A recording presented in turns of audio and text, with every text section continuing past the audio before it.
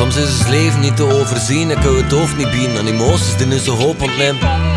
Elke gedachte is verouderlijk, verachterlijk, gevaarlijk en te lastig voor te overwinnen. Mijn droom begint langzaamaan of te brokkelen, tot het punt gekomen dat moeite en met al neren te tokkelen. Maar wie deelt er nog verdriet?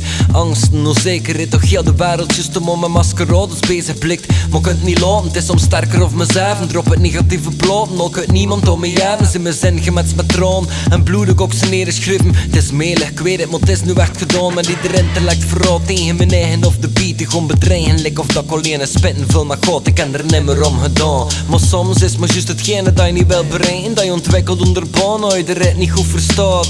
Het leven is wankel, op het moment kunt kantelen in de richting van het kwaad. Als die geborgen door een mantel van connection en bestaat, de kans quasi niet dat je faalt, had het mis voordat je het verstaat. Soms eigenlijk geen controle over niet, kun je niet winnen omdat je ook tijdens het winnen niet heel zo verliezen in dilemma's en twijfels. En diepe smart wordt het helder voor de rest, maar zichzelf zo verward. Soms is het leven niet te overzien, ik hou het hoofd niet bieden aan emoties die nu zo hoop ontnemen. Elke gedachte is verouderlijk, verachterlijk, gevaarlijk en te lastig voor te overwinnen. Soms is het leven niet te overzien, ik hou het hoofd niet bieden aan emoties die nu zo hoop ontnemen. Elke gedachte is verouderlijk, verachterlijk, gevaarlijk en te lastig voor te overwinnen. Mijn strofen splinteren op met een blad papier. Soms zie de waarheid oog in ogen, lekker valkenier. Even hoe de stonker ziet niet. Voel je jezelf langzaamaan verwellen, lik de bloem in E.T.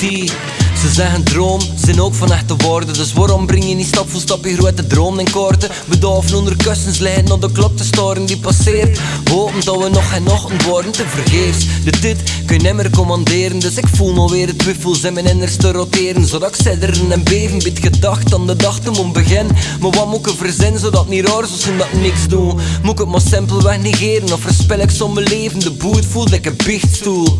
Ik weet en ik weet, maar beslissing kun je niet nemen omdat ik niet weten of dat uitkomt in iets goed.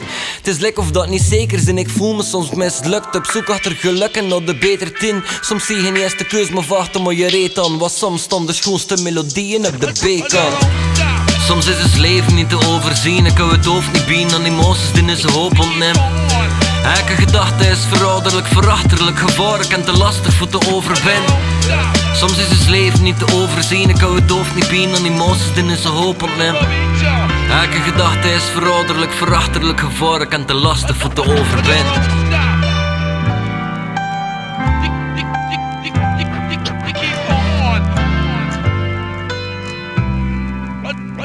What?